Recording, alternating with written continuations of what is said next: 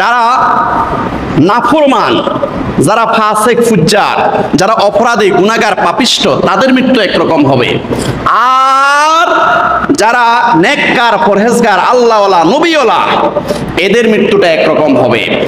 যারা দুনিয়ার মধ্যে পাপিষ্ঠ ছিল, অপরাধী ছিল, গুনাহগার ছিল, তাদের মৃত্যুর সময় মালাকুল মউত আজরাইল আলাইহিস সালাম ভয়ঙ্কর রূপ ধারণ করে আসবে, নীলাভ চক্ষু নিয়ে আসবে, বিকট একটা চেহারা নিয়ে আসবে, সমস্ত ধূর গন্ধময় একটা চট নিয়ে আসবে।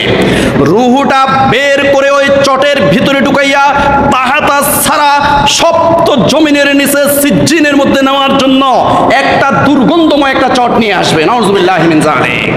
ওই বিকট চেহারার মালাকুল মউত আজরাইল আলাইহিস সালামকে দেখে ওই ব্যক্তি, ওই গুনাহগার ব্যক্তি, ওই পাপিষ্ঠ ব্যক্তি বলবে, না আমি মরবো না, আমি যাব না, আমি দুনিয়াতে আরো থাকবো।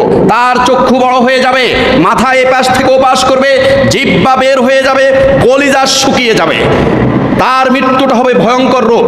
আরো একটা ভয়ঙ্করের কারণ হলো জাহান্নামের সিনারি তাকে দেখানো হবে, যে জাহান্নামের মধ্যে তাকে পোড়ানো হবে, যে জাহান্নামের মধ্যে তাকে মুগুর দিয়ে পিটানো হবে, যে জাহান্নামের মধ্যে তাকে শাস্তি দেওয়া হবে, সেই জাহান্নামটা তাকে দেখানো হবে।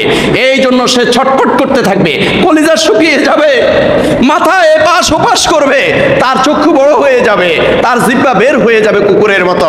আমার ভাইয়েরা, এটা হলো গুনাহগার পাপিষ্ঠদের মৃত্যু।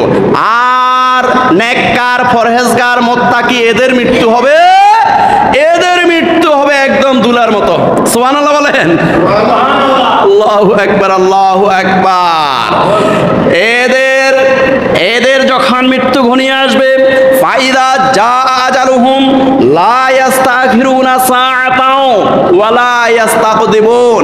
মৃত্যু যখন ঘনিয়ে আসবে কোন নেককার পরহেজগার ব্যক্তির, ওই মুহূর্তে হযরত আজরাইল আলাইহিস সালাম একটা মাদ্রাসার ছোট্ট বাচ্চা, একদম ছোট্ট বাচ্চারা যখন পাগড়ি পরে, পাঞ্জাবি পরে, সুন্দর লাগে না? এ ঠিক ফুটফুটে একটা মাদ্রাসার ছোট বাচ্চার মতো একদম খুব সুন্দরভাবে সেজে গুছে আসবে।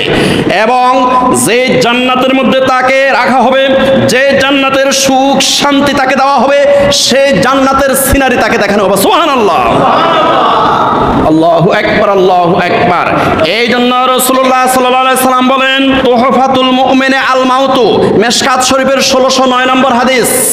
রাসূলুল্লাহ সাল্লাল্লাহু আলাইহি সাল্লাম বলেন, তুহফাতুল মুমিনে আল মাউতু, নেককার পরহেজগার ব্যক্তির মৃত্যুটা হলো উপহার স্বরূপ। নেককার পরহেজগার ব্যক্তিদের মৃত্যুটা হলো একটা উপঢৌকন স্বরূপ, একটা উপহার স্বরূপ। তুহফাতুল মুমিন, মুমিনদের জন্য একটা তোহফা, উপহার। কারণ কি, যখন মুমিন ব্যক্তি মৃত্যুর মুহূর্তে তার জান্নাতের সুখ শান্তিগুলা দেখবে, তখন সে হাসতে হাসতে আজরাইল আলাইহিস সালামের সাথে মুআনাকা করে হাসতে হাসতে সে এই দুনিয়া ত্যাগ করে চলে যাবে। সুবহানাল্লাহ।